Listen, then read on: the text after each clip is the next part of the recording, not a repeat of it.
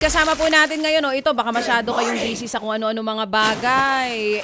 Bumababa po o posibleng mapunta sa critical level ito pong tubig dyan po sa Angat Dam. Patuloy nga daw po ang pagbaba ng water level nito at posibleng umabot sa 160 meters, which is yun yung kinoconsider nila na low level na mga kapatid. Kasama po natin ngayon ang Executive Director ng National Water Resources Board o NWRB, si Sir Dr.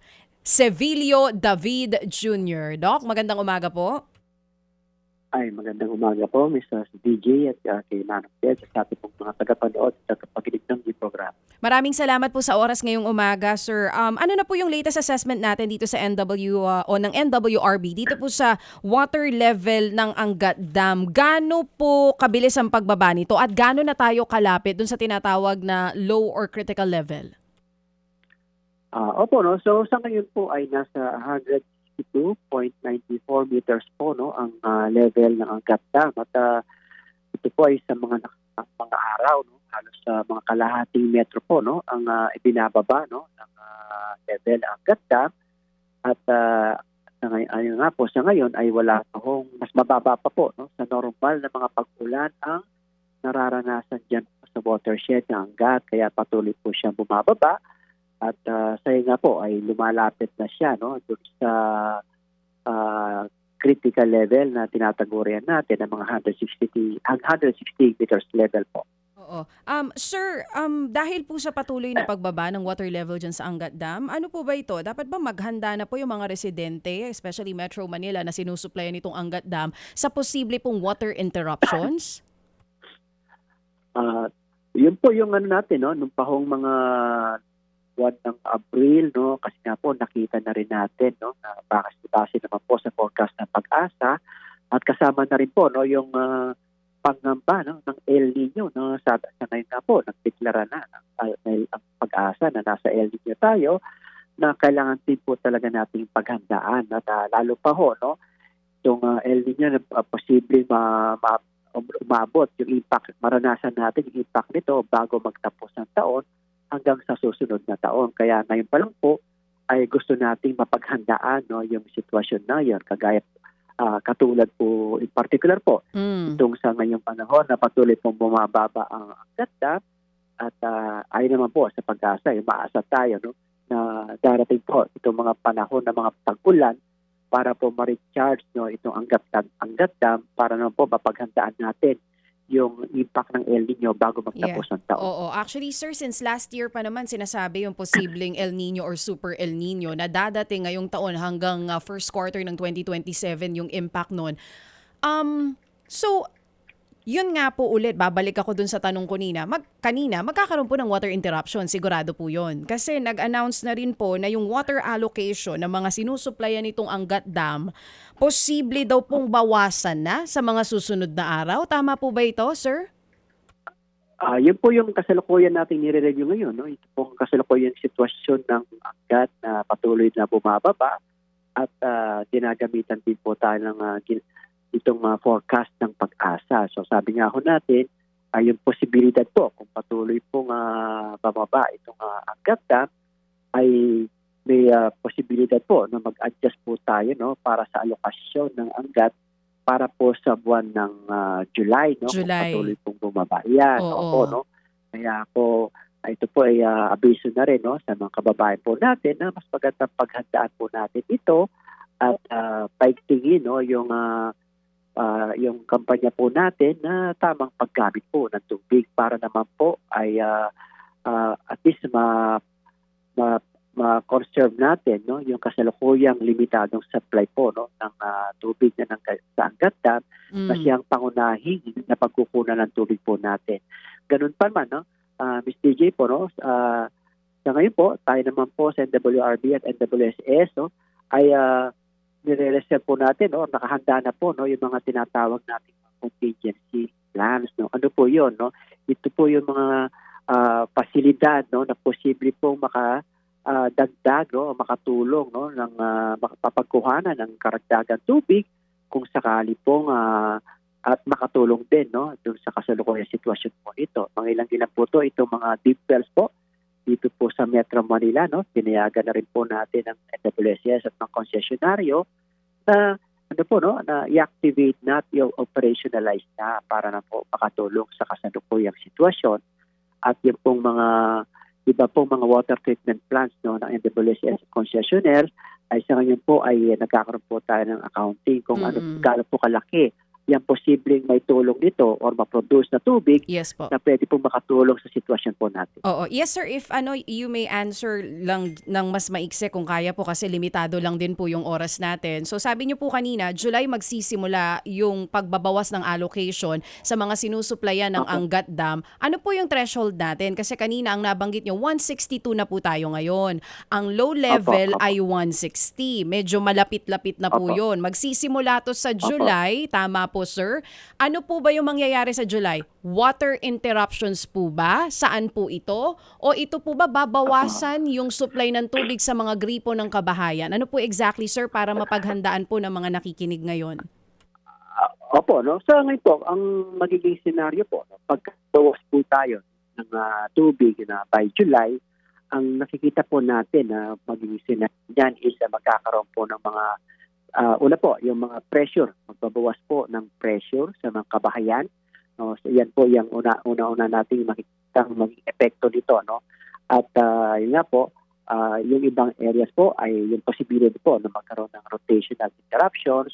Pero ang sabi nga ho namin with NWSS, usapan po namin ay kung magsasagawa ng ganong mga aktibidades ay ito po ay mangyayari, no, doon sa tinatawag nating mga off-peak hours o yung mga gabi po na hindi po malaki maging epekto sa mga kabahayan po natin. Oo, saan pong area po ito kung sakali man sir? Sa buong Metro Manila po ba yan? Outside Metro Manila, yung binabanggit nyo na may possibility na babawasan yung allocation at may possibility rin ng water interruptions during non-peak hours ng paggamit ng mga residente. Saang areas po ito? Sa ngayon po, no, ayon po sa pakikipag-ugnayan natin sa WSS, ang nakikita po natin ito yung mga lugar na medyo matataas at medyo malalayo pa ho, no, sa mga main lines po, no, ng konsesyonaryo, no, sa bandang parte po ng I think Manila po, mga ilang lugar po sa Manila at mga bandang ano po yan, no, mga Caloocan po. Manila at Caloocan lamang po. Sa ibang mga lugar po ng Metro Manila, wala na po sir? Yun lang, Manila at Caloocan? Sa ngayon po ay iyan na po natin, kakausapin po natin ang NWSS kasi sila po yung mas yung may detalya po itong mga lugar na posibleng maapektuhan po. Ang magandang itanong dito kay Doktor, worst scenario.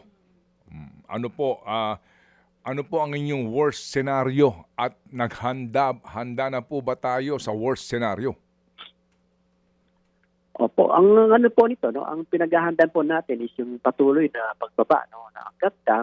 Yes sir, we know po Doktor, opo, we know. Pero yung ano ang worst scenario, as in worst scenario po, alokasyon ng tubig sa concessionaires, and then meron ng parang kuryente, meron na rin po kayong water interruption schedule. Ito ba yung worst scenario? Do you see is it possible na mangyari?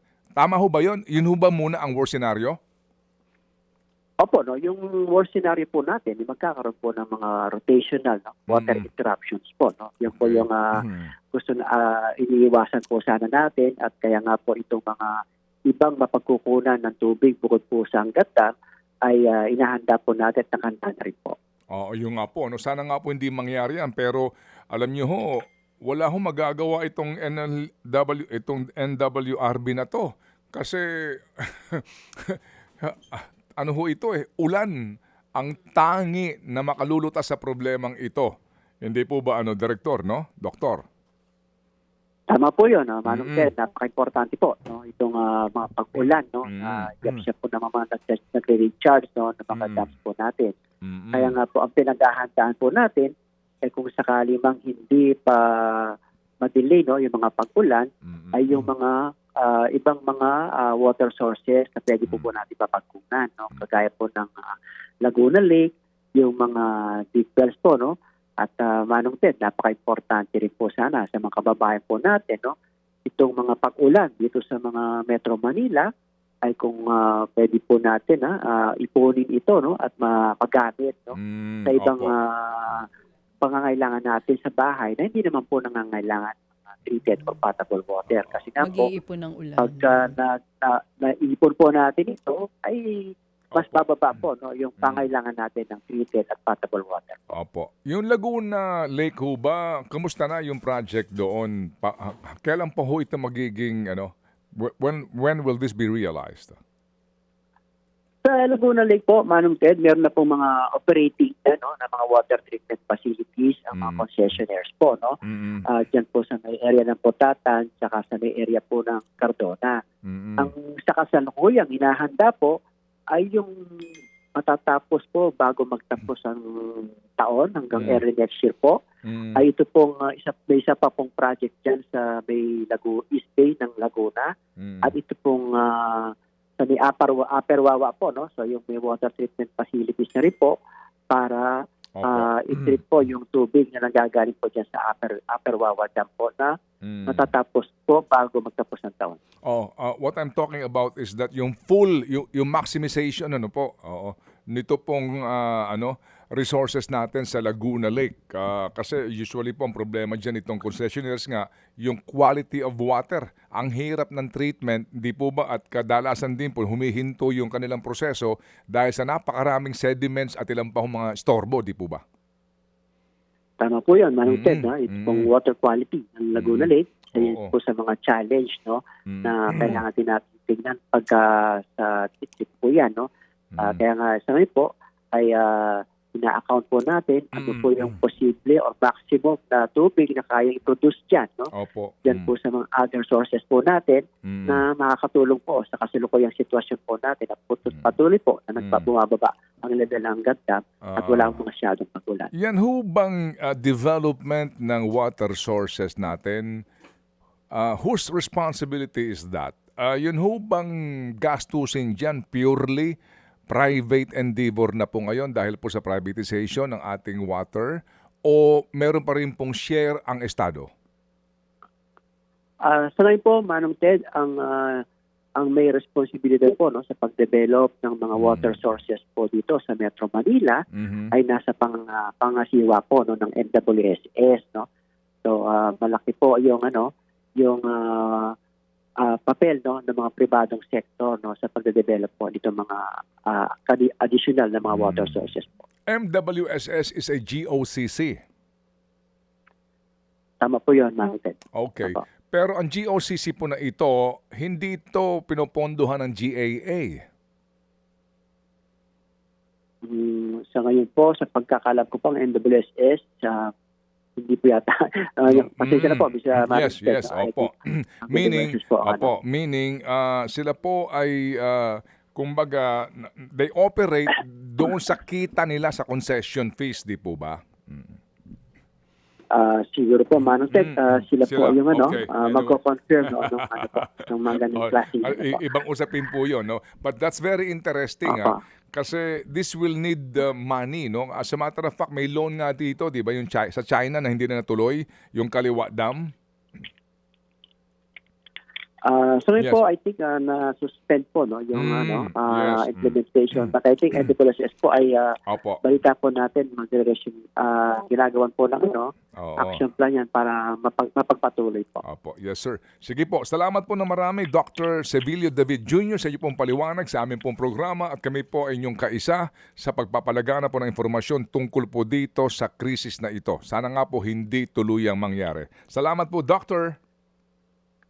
Maraming salamat po sa pagkakataon. At Thank you. Thank you, Dr. Sevilio David Jr. Mga kapatid, patuloy po kayong tumutok sa 105.9 True FM para sa totoong balita, informasyon, music, and entertainment. Mag-subscribe sa aming YouTube channel at podcast at sundan nyo kami sa Facebook, Instagram, X at TikTok sa True Network PH.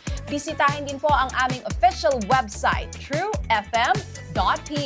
At panoorin din kami sa True TV Signal, Channel 19. Kami po ang 105.9 True FM. Laging true sa'yo, kapatid.